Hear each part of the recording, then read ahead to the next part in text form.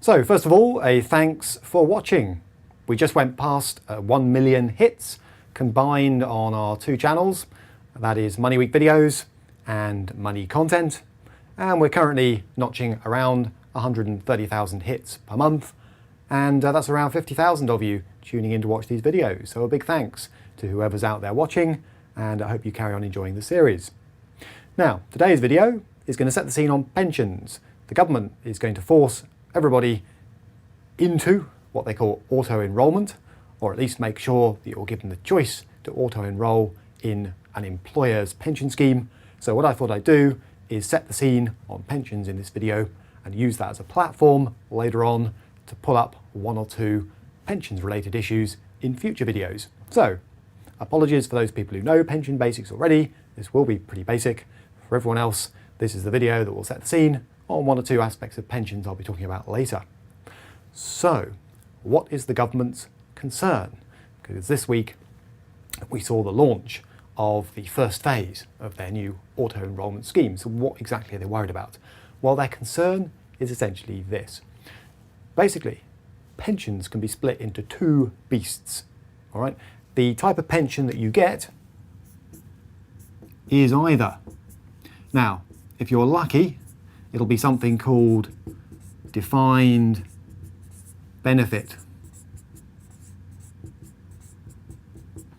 also known as final salary. More likely, I have to say, it's something called defined contribution.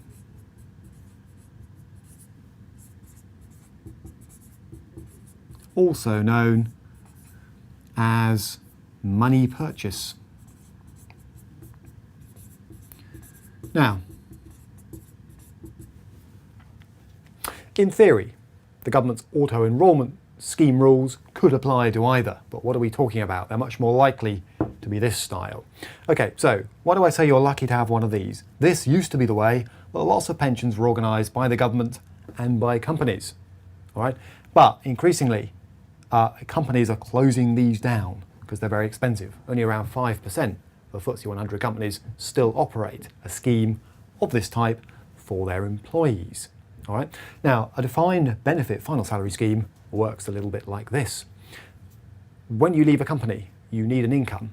Again, you might need it for quite a long time because on average, a UK man lives until 77 and a UK woman lives until 82, unless as a bloke you happen to live in the wrong part of Glasgow, in which case I'm afraid you're looking at more like 62 according to the latest stats. All right, so it is nationwide area sensitive, but the point is that means if you live as a man until 77, let's say, and you want to retire at 60, that's 17 years when someone's got to provide you with an income because you won't be working anymore. That's the theory.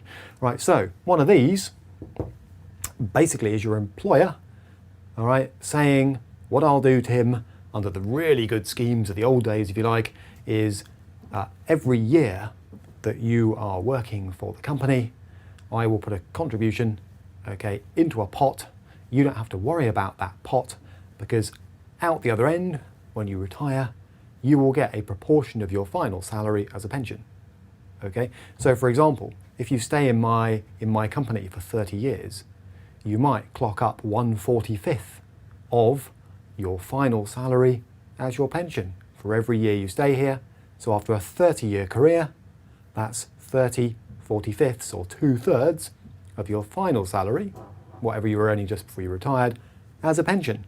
And believe you me, that is pretty damn generous. Most people would give their right arm to have that kind of pension arrangement now. Okay. Now, the reality is, if you work for the state, you may not be clocking up a 1/45th every year that you work. You may be only clocking up 1/60th, okay, or even 1/80th. Right, so your final pension will be that bit lower. But the point is the principle that a final salary or defined benefit pension scheme, your employer or the state says, we will worry about how much needs to go in to fund the guaranteed pension you're going to get at the other end. All right, so it gives you a lot of peace of mind as an employee because you know that if you work a certain number of years, you are likely, not guaranteed, nothing's guaranteed, the government can always change the rules, but you're likely to get some proportion of your final salary as a pension.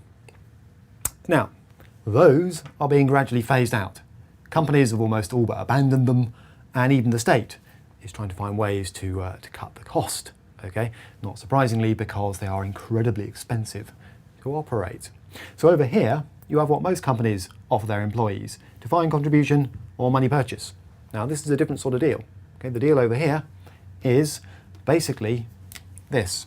If there's your pension fund, now, what is that? That's what's happening is you're handing your money over, and so is your employer, to a pensions company. It's being invested on your behalf by, a Standard Life or a Scottish Widows or whoever it happens to be. And the idea is that when you retire, the fund will buy you an income. Now, so in other words, what goes in is agreed or fixed between an employer and an employee.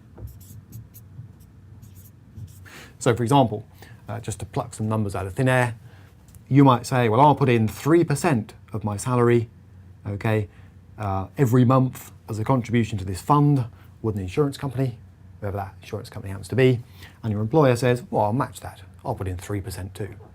All right, what that means is you know what's going in. What you don't know is what's going to come out the other end. You have no idea, okay? There could be an enormous fund built up by the time you're 60, or it could be very small. And that's because what pops out the other end is a function of at least two things: the returns that the fund is able to generate while the money's in the fund. So imagine if you start contributing when you're, say, 30 years old, you retire at 60, that's 30 years of contributions going in, 3% from you, 3% from your employer, let's say. The fund is invested in the stock market, hopefully successfully, by the insurance company involved. Some are better at it than others, frankly. And the bigger the fund, the bigger your pension's going to be at the other end.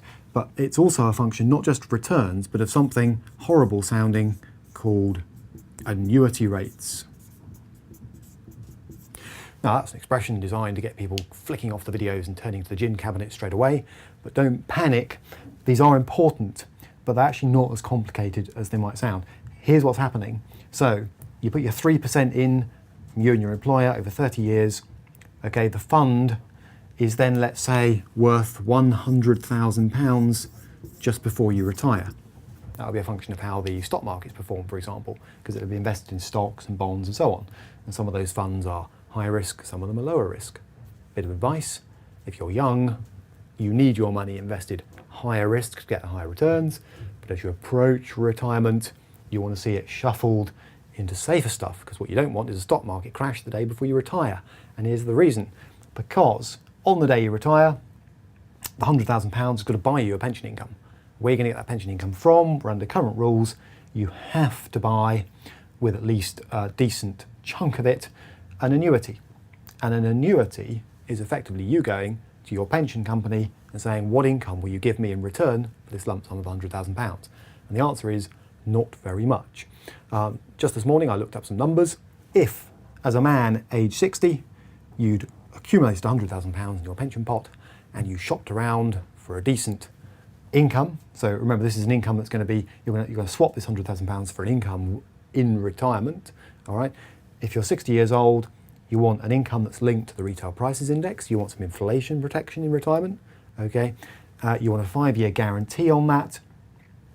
You are looking at a shade under £3,000 a year as your pension, all right? Now, I don't know about you, but living on just under £3,000 a year is pretty tight. So if you're thinking, well, clearly you need more than just under £3,000 a year, you can do the maths, all right? Now, very roughly speaking, if you had £300,000 to swap for an annuity, very roughly speaking, you could expect to get nearer £10,000 a year. If you got £600,000, just keep multiplying up, you could expect to get a pension income of more like £20,000 a year before tax. Right, pensioners do get taxed, okay? So the point is this: how many people have anything like that amount of money saved up on retirement? And the answer is not very many of us, all right? So in this introductory video, what the government's trying to do is to say, oh, crikey, we've got a bit of a crisis coming up. Those people lucky enough to be over here will retire on their defined benefit final salary pensions, they'll probably be okay, but there are increasingly few of those around, or the ones that are around are changing the terms of the scheme, not allowing new joiners in, revising the fraction I mentioned, using 60ths, 80ths, not 45ths. Okay, but nonetheless, they're probably all right. Over here, though, you've got this money purchase catastrophe looming, all right, where people just don't realise how little their money's going to buy on retirement, or they do, and they're thinking, well, stuff that for a game of soldiers. If my employer says to me, we've got this marvellous pension scheme, Tim, and we put in 3% of your salary, what a lot of employees are probably doing is saying, any chance I can opt out of that and just have the cash, or just have some of it, right? Because they're thinking, well, I'm never going to save enough to retire, whatever I do. So, I won't go into the details here, watch out for future videos, but the government's auto-enrolment scheme launched this week is designed to try and push more employees into some sort of employer pension scheme. It's most likely, I have to say, to be of this variety, so there's still risk. Do not think that auto-enrolment somehow magically guarantees you some kind of old-fashioned defined benefit pension. It certainly doesn't do that. All right, and in future videos, I will cover in a little bit more detail as the scheme rolls out exactly what the ramifications are. To download this free video to your favourite mobile device, find us on iTunes by searching for Money Week. And the entire video archive is also available free. Just visit moneyweek.com.